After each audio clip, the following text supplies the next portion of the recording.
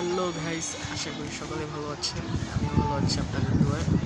so আজকে আমি যাব হলো